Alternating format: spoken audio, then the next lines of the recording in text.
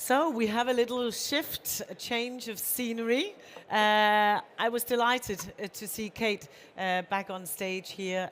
Also, Kate didn't promote herself very much, but she is here. She is the editor of Travolution, which many of you are familiar with, and she's here throughout all of ITB, so do grab her if you have some exciting news stories from your companies to share with her. I know she'd be very happy to catch up with you, and her team is also here to support her.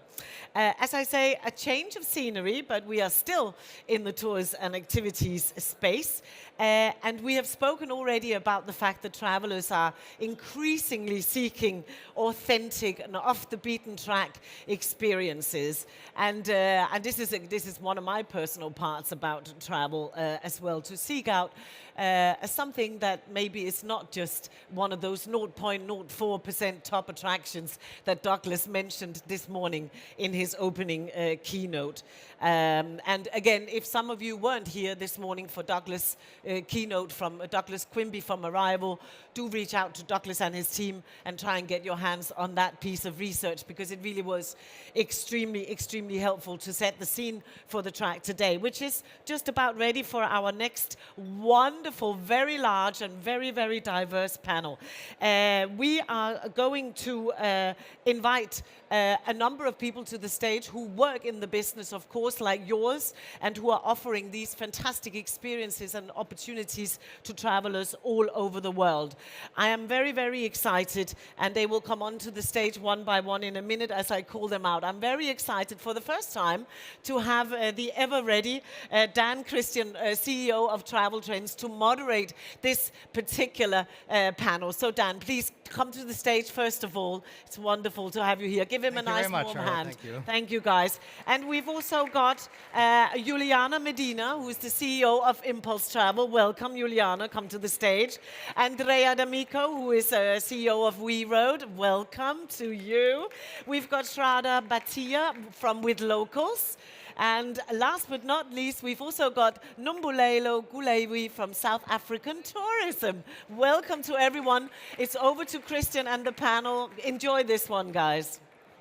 Hello, everyone, and it's wonderful to be here. Let's give a round of applause to Charlotte for hosting all morning. She's been extraordinary. Thank you, Charlotte, for the opportunity to be here. I've been in the industry more than 20 years. This is my first time at ITB, and it's been a huge gem for me already, just the time we've had yesterday. But this is the big highlight for me, bringing this incredible panel together for this discussion about hidden gems. Now, this morning we were talking all about tours and activities, and we kicked it off with Douglas Quimby, and there's many things that I agree with Douglas Quimby on, and one of them is that experiences are the best part of travel. And if we think about hidden gems, as far as I'm concerned, that is like the beating heart of why we travel to destinations. And so ultimately, those are the things that are the most meaningful and the most memorable, and these people on stage are the ones that bring that to life. So I want to make today's session as an informative and engaging for all of you. I've got a lot of questions for them, but if we want to dive into questions from you guys at the end, we certainly can. So thanks again to ITB for hosting us and for bringing this team together. We have Colombia represented, we have Italy, we have India and the Netherlands, and we have South Africa and a random Canadian thrown into the mix. So yes, this is going to be a global conversation. But let's start with Colombia, where I had the chance to travel to only a few months ago and experience the Impulse Travel itinerary. And I've not even asked Juliana this question before, but how do you bring these hidden gems to life? Oh, it's first I would like to ask, like, how many of you have been to Colombia? Can you please raise your hand? Okay, good, actually, okay. yeah. It's still like in the audience, still a hidden gem as a country itself. But for us is that we have the second most diverse country in the world. I would say like we are like Latin America in one country. We have the Andes, the Amazon, the Caribbean, the Pacific, everything, but still the best is the people. And for me, the hidden gems, it's about how I create moments and meaningful interactions between my travelers and us Colombians, and not any Colombians, but the Colombians and the change makers that are making real things happening. So for me, it's about meeting friends of friends and put them in touch so they can get unforgettable experiences. That's great. Thanks, Juliana. So Impulse Travel, Colombia, we're going to go to We Road now, which is for those of you who don't know, I think most people in Europe have a good understanding. they're one of the fastest travel companies to get to $100 million in sales, and I'm firmly convinced it's going to be the fastest company to get $1 billion in sales as they continue their expansion. It's a fascinating business concept, but it's a different approach. They have coordinators, and this is core to your business model. So, Andrea, the CEO, tell us how you build in hidden gems to those itineraries.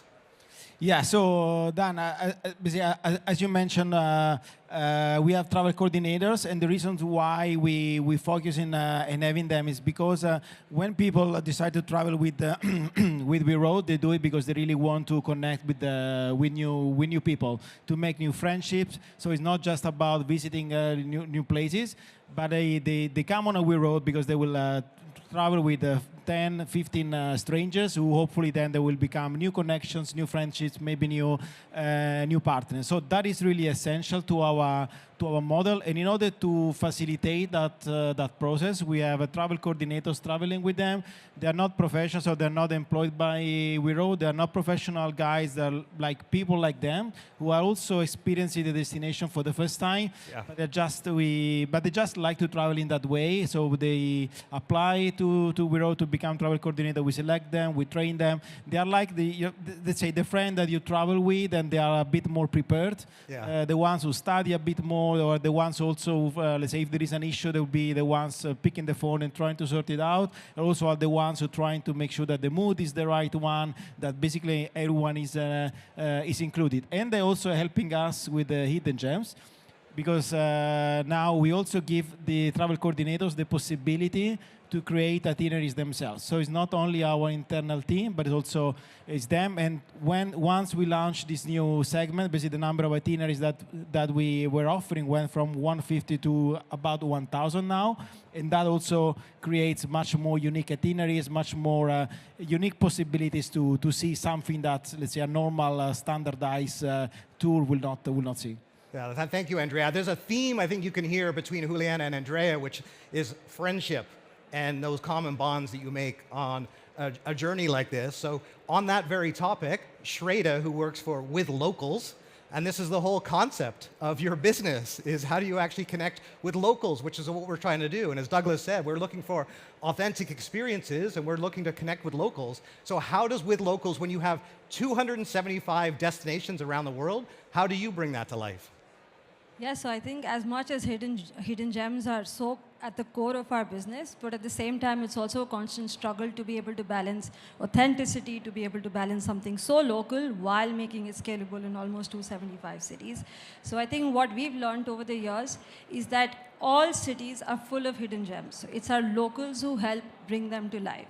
So we encourage them to share things like just a special vendor that they might know in a local market, or a courtyard next to their house which has centuries of history, so that might even be very special to them. Or anything like a family-run eatery around their house or around their neighborhood. So things that they've really relished while growing up in their own city. We want them to get that element out. And how we end up doing it is mostly by, one, recruiting top, best quality local hosts. And second, we try and give them a lot of guidance as well as freedom to be able to bring their local flavor to the tour. So that's a combination that we felt has been able to strike the right balance for us.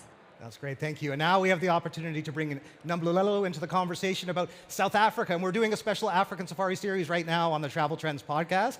And so I'm sure many are going to be on the live stream. So hello to everyone that's listening. This is a perfect opportunity because we kicked off talking about South Africa, and I've had the privilege to travel to your beautiful country and experience many of these hidden gems. So tell us, as the CEO of South African Tourism, how important hidden gems are and how you highlight those to get people to visit South Africa. Thank you, Dan, and thank you that you upfront say you've been to South Africa, and I hope you'll be coming back. Because I always say in our country there's a lot to discover, so much more, including hidden gems that we are talking about that are important.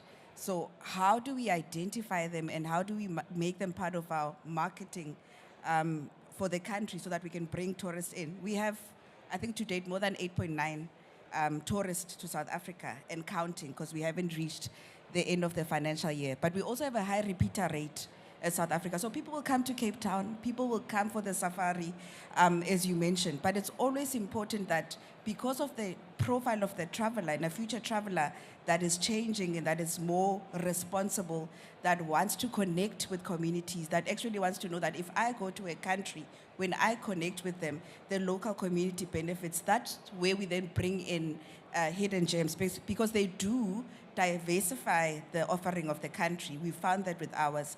And there's always more meaningful, it pulls at your heartstring stories that you sit in a privately owned establishment with, you know, a woman in South Africa that actually owns it. Then you get to connect with them. And when you find out that even the food that's being cooked is from the community, there's a connection that you'll take away when you leave that is different and is a differentiator for South Africa.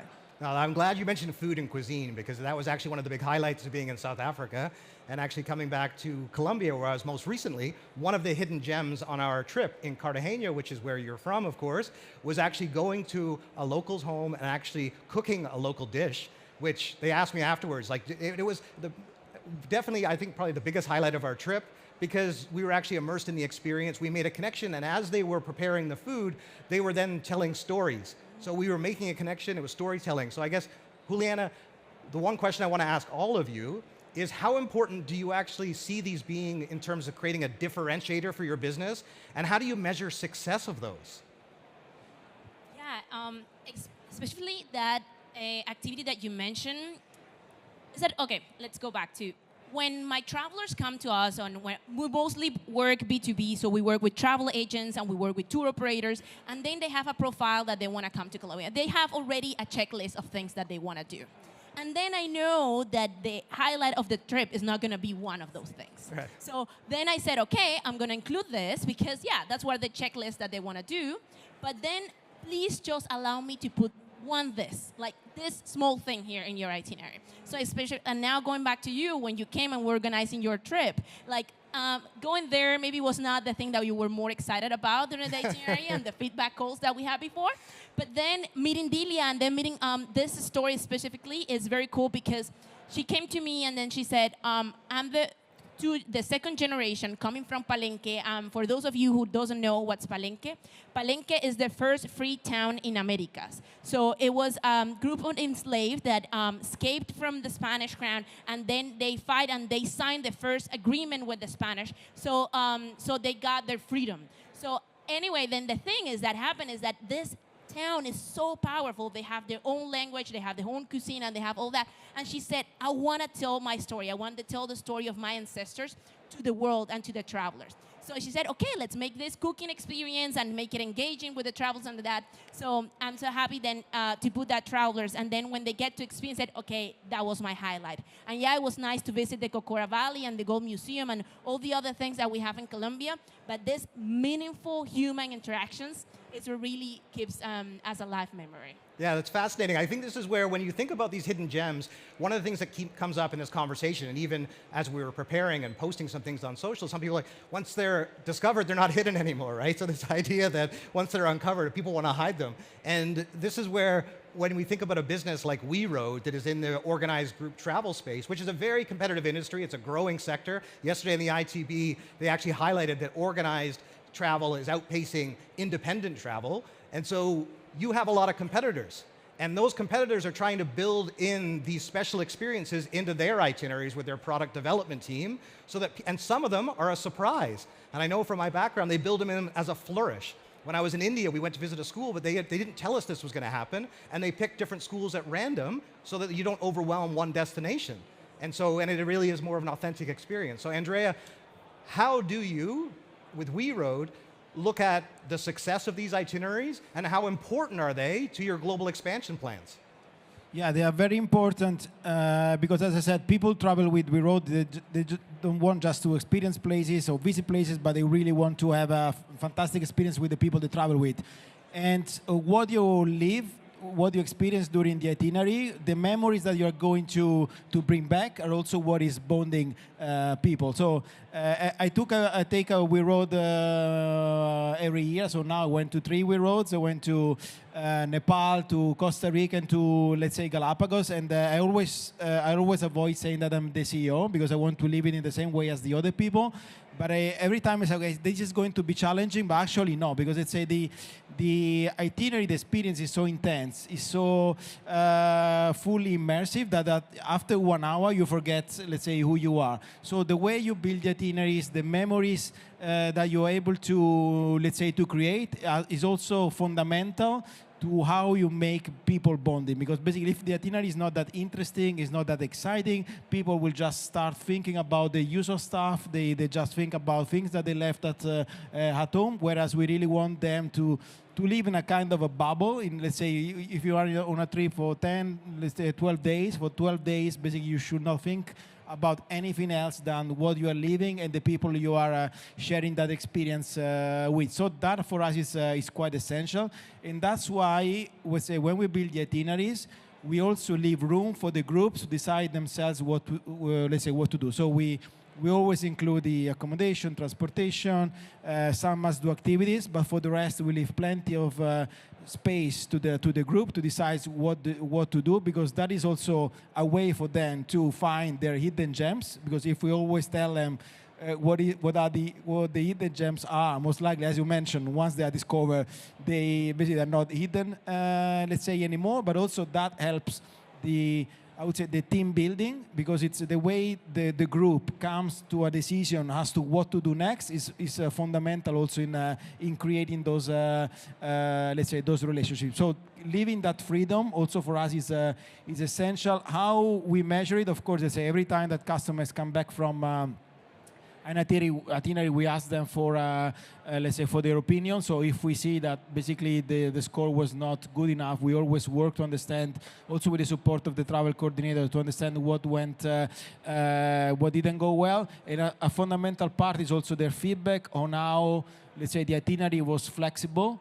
Let's say based on what they wanted to do. So if the feedback that they have is like, I would have loved to do this, but it was not possible, there was a room for that, then it's something that we don't like to hear. So we try to make it as intense and interesting as possible. In the same way, we also want to leave freedom for them to discover it in the way they want. Yeah, no, I appreciate that. I wanted to get your perspective, being the CEO of this organization, and how important that is.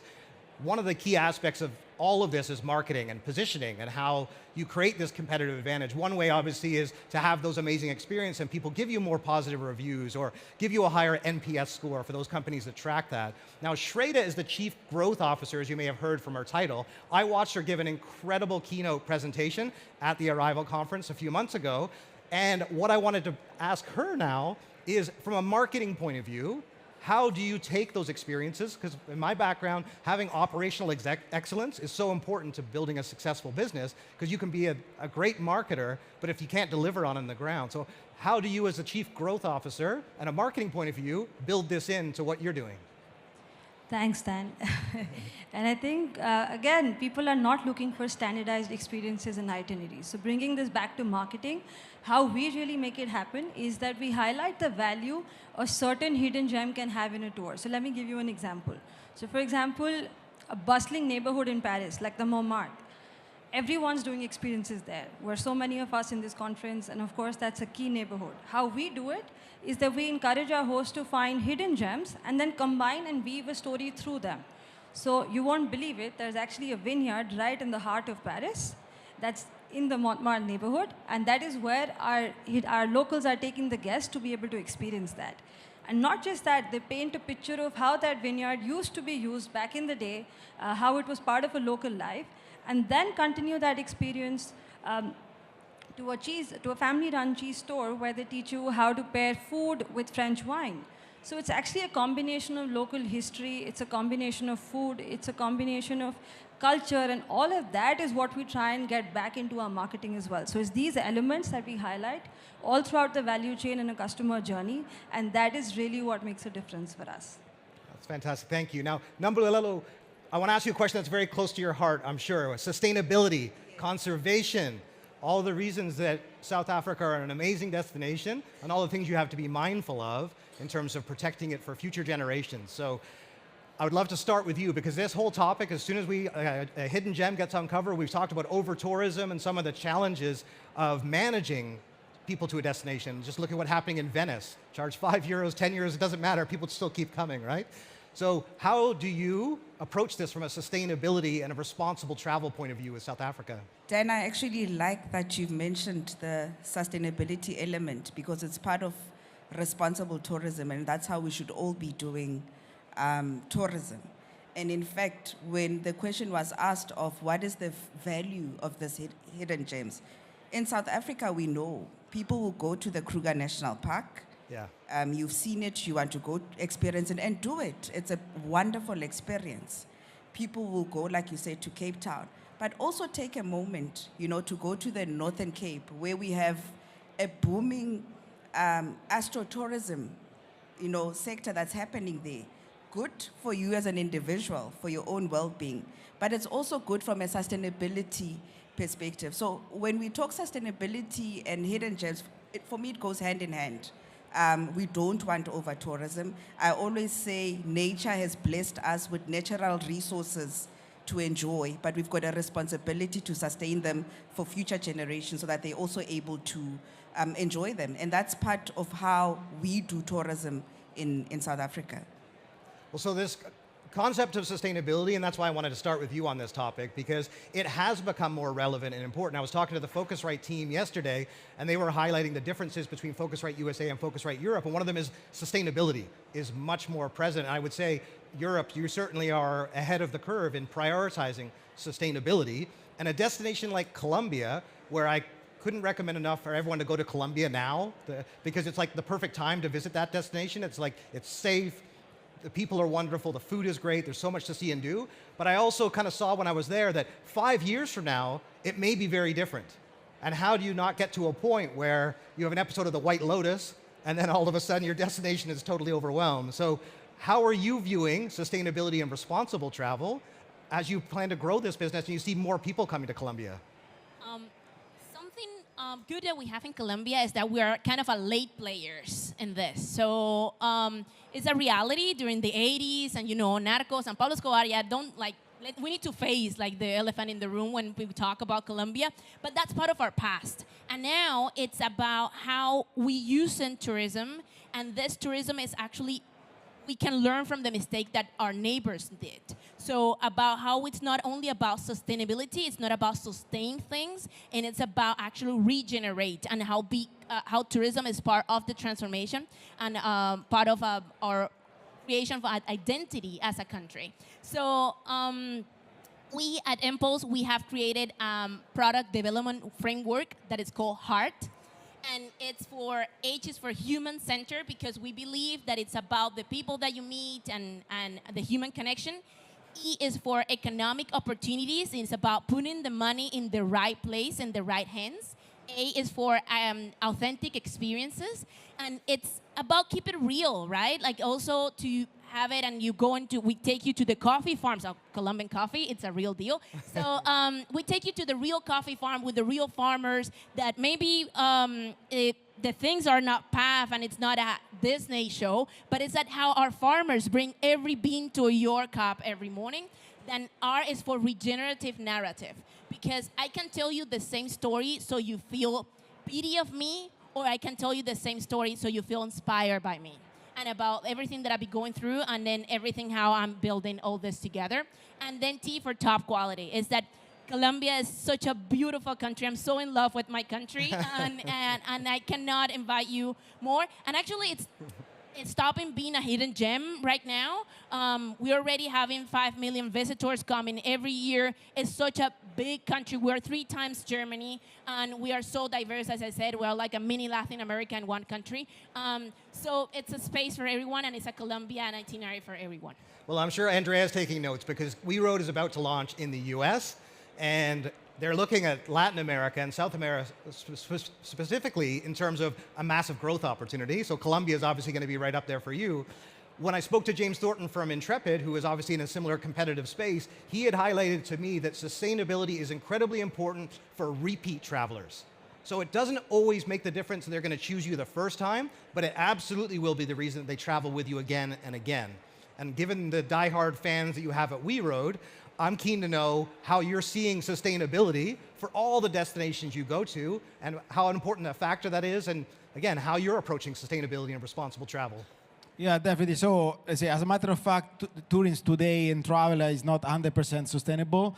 If you already think about the fact that people fly, and today we don't have a solution for that, right? So even if, let's say, at We Road, we don't do the flights, but if you book a trip to Thailand and we tell you we are going to meet, the itinerary is going to start in Bangkok that day at the time, we assume that most likely you're going to fly, let's say, over there. So we try to focus without, let's say, greenwashing on what do we have a control on. Let's say the first one, as I said, is first, basically, we are trying to create more itineraries in the same, also in the same destination, also to avoid let's say, to overcrowd places. We are developing more and more also domestic and short-haul itineraries. So now we also launch the weekends. So if people don't want or cannot fly to long-haul destination, they can also experience how we rode close to their place, maybe going by train or other means of transport. We try to work with local operators who we believe care about sustainability. And the reason is not only because we want to do good for the world, which is good, but it's also what you mentioned. So now for customer, it's not acceptable to see that also the itinerary is not built in a, let's say, sustainable way. So even if it's not 100% sustainable, when there are things that really go, let's say, very, very wrong, like the use of plastic where it's not needed or other, let's say, similar stuff, you get immediate feedback. So let's say as soon as we see these things, of course, we discuss with the operators we work with, and let's say either the knowledge and the correct, basically what went wrong, or we just end the relationship. Because for your reputation today, not caring about sustainability is not, is not something that you can afford. Yeah, no, it's really interesting. And I guess that's where, if we think about, I mean, Shannon Stoll, who runs the Adventure Travel and Trade Association, he highlighted to me that about 90% of travelers that go to a destination only visit within 100 kilometers of where they land. And so, and Douglas's stat was extraordinary, right? 48% of the destinations that we go to, the 48% of the reviews represent only 0.004% of the destinations that are available. So with a business like With Locals, with 275 destinations, how do you actually get people to travel further afield? I'm assuming that sustainability has to be a part of that, because people are also wanting to avoid places that are overcrowded or overheated. So yeah, tell us how important it is, or how you guys approach sustainability and responsible travel. So for us, balancing sustainability and a growing business is a biggest priority, because we are also a certified B Corp company. So that goes on to say how much we prioritized it, which means that we want the communities where we operate to actually benefit from our business and not overwhelm them. So because we're private and we're locally led, we have that advantage that we can promote tourism and have a greater part of our portfolio focused on tours in faraway neighborhoods. So avoid the overcrowded hotspots like we just discussed. So for example, in Amsterdam, we have some tours in the city center, but we really have a lot of tours that focus on neighborhoods like the Pipe, the North. And that is also bringing it back to marketing. We try and highlight the advantages of doing tours in those neighborhoods. So how people can feel deeply connected and enriched with the overall experience. Go and experience the local artisanal life or the new and upcoming restaurants in these newer neighborhoods of the city. So it's just highlighting what else is out there in a destination and going away from the iconic landmarks. And what we see is, again, when people do book more and more tours, in the beginning, they do end up booking a 10 tastings or a highlights hidden gems, which is our classic tours that you can find in every single destination. But once people come back, they want to come back for something different, something more than just the usual. They don't want to just go to the famous museum or the famous landmark and just check off the bucket list. It's something more. And how we also bring back sustainability, apart from just the location aspect, is making sure that our local hosts are trained in responsible tourism. So we have a training program that every host goes through to keep that in check. We make sure we give back to the local community. So we really go to the local leather shops in Marrakesh, or we will go to a family-run bakery in Barcelona. So all of these elements are, again, back in our experiences. And because majority of our experiences are walking tours or by bike, and at the max public transport, that's really 90% of our portfolio.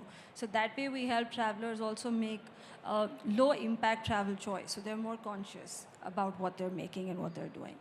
So that sums up sustainability for us. Yeah, and I appreciate those insights. And Numbalolo, we started with you on sustainability, and I'm going to give the panel here a chance to answer a rapid fire question, and then we're going to move on to some of the lessons that everyone can take away from this. And if we have a few minutes, we can also do a few questions as well. So for me, when I started at Lonely Planet many years ago, I could see the difference when a destination gets featured and an author goes to a specific city and calls out the restaurants and the things to do. All the things that then we started to do on TripAdvisor. And us as a species, we like shortcuts. It's how we got to where we are, is that if someone can tell us which is the safest way to go or the best thing to experience, and we all do that today. And so I actually wanted to do that in this session because I want to give you each an opportunity to tell everyone in the room one hidden gem experience that you have had that you think other people should know about. Because I think we all are here because we love travel, and travel can lift people out of poverty. It can change people's circumstances.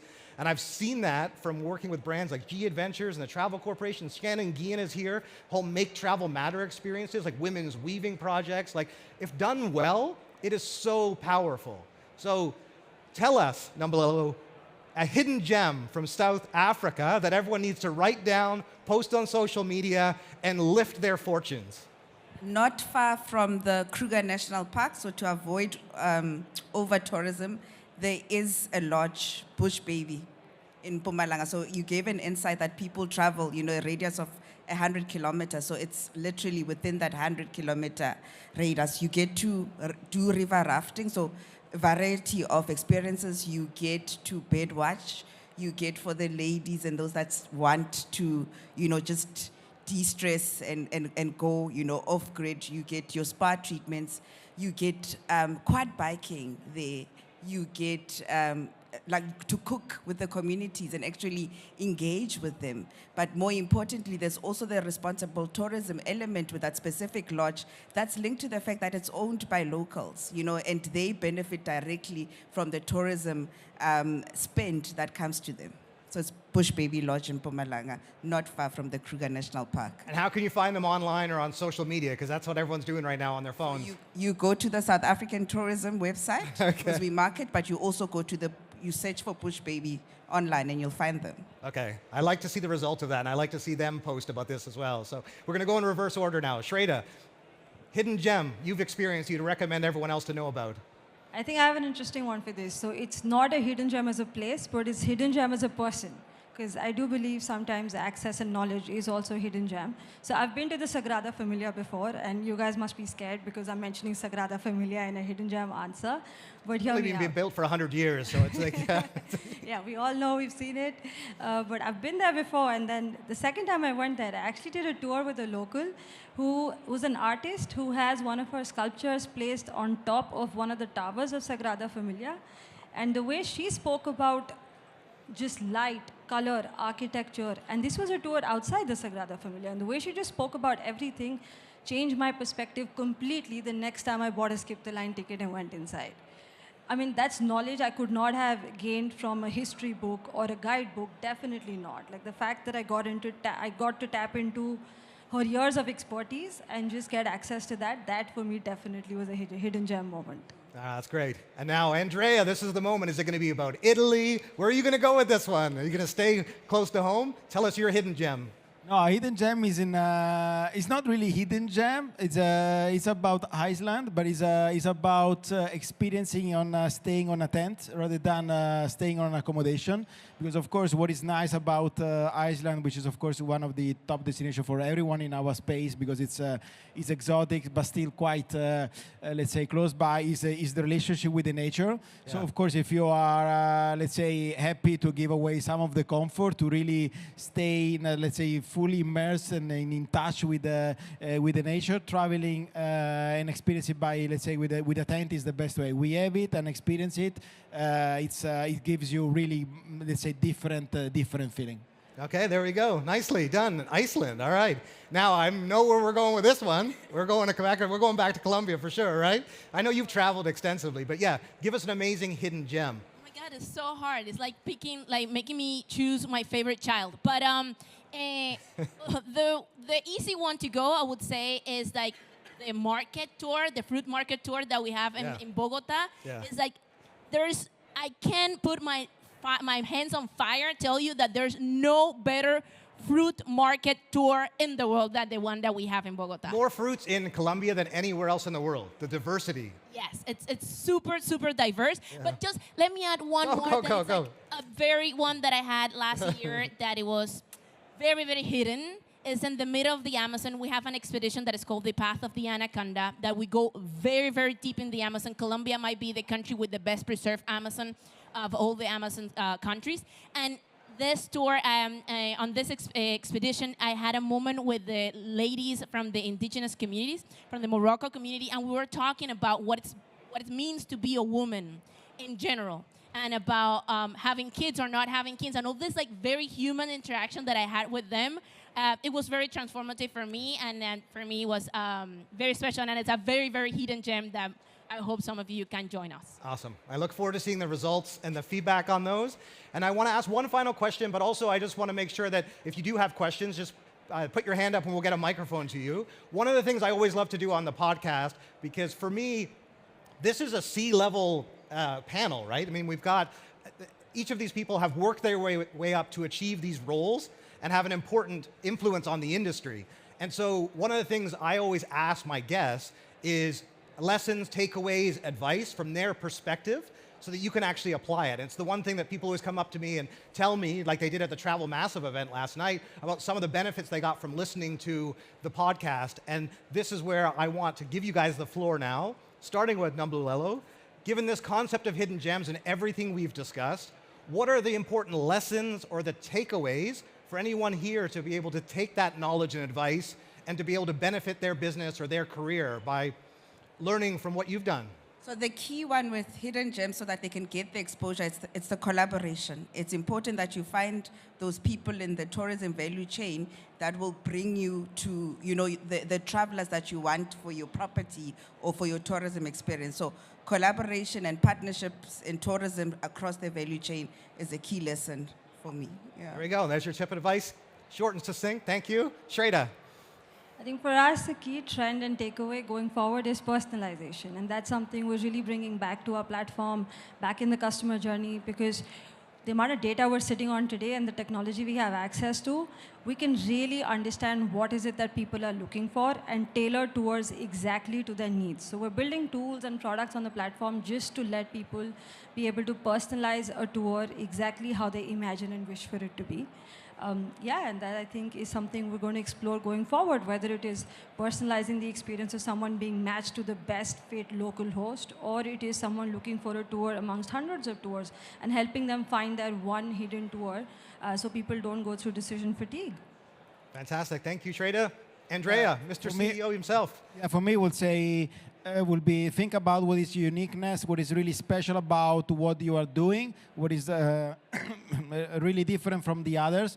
Don't just, let's say, follow buzzwords or trends, because the trends might change, or you might just be in a very crowded space where you are, let's say, no one. So if you think about it, the experience that We Rode started, I'm not the founder, but let's say Paolo, the founders, was really specialized, great in building communities. So before We Rode, he built the biggest student community in Italy. So that is really the uniqueness. He traveled with companies doing something similar to We Rode, and he saw that was the piece that was missing. And this is basically why we focus on that. I think the success comes from this, being able to bring something different, unique, and something you are really talented in, because you cannot be talented in everything. Yeah, for sure. I mean, you've got such an impressive background from Booking.com, and obviously you joined this and made the right decision to jump into We Rode, but that's where giving your perspective on this is important, because you all have a slightly different journey of how you've gotten here. Juliana actually grew up in this business, and clearly she's a strong female leader and a young CEO. With great potential. So for anyone else out there, especially young female leaders that are looking to grow in this industry, what other advice would you give them related to our conversation today? My recommendation would be to have 1 foot on the ground and 1 foot on the market. Is that if you are in charge of creating experiences and if you are very close to the tours and activities, is that go to the streets, go with your travelers, experience the things firsthand. Like a lot of the experience that we create and we have is about like a friend. I have met someone that you should know. And I think you will be a great friend with that person. And does that friend of a friend thing, I don't know if it's a Colombian thing, but just like to create experience out of that is very special. And at the same time, special for females, it's just there to do it even if you think that you're not ready. Many, many times I think I was not ready, and then I made it and I said, okay, I did it, and it worked. So now I have 4,000 travelers with us traveling Colombia and enjoying the beauties that we have, and it's just the beginning. Oh, that's amazing. Thank you so much. I'm certainly looking forward to the next couple of days and everything that we're going to be able to learn together. I hope you benefited from this discussion. I certainly did, and I thank you each for your time. Nambulelo, Shreda, Andrea, and Juliana. Thank you so much, everyone.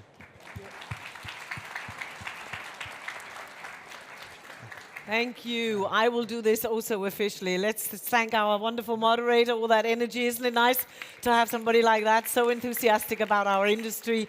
Thank you also again from me to the panel. Nambulelo, wonderful to have you here with us, especially I know there was a few visa issues as well, but you got it, you made it, and we are so grateful that you made it. And of course, everybody else, Juliana, Andrea, and of course also Shreda. Thank you very much. Go enjoy the rest of ITB Berlin. We have a quick little couple of minutes just to set up, and then there is a fantastic keynote from Google. I'm very, very excited to have a couple of people back from Google this year to actually give us the latest on their take on the tours and activities market. So bear with us a couple of minutes, and the Google guys will be on stage, and I'll introduce them accordingly. Thank you one more time to these guys. Thank you.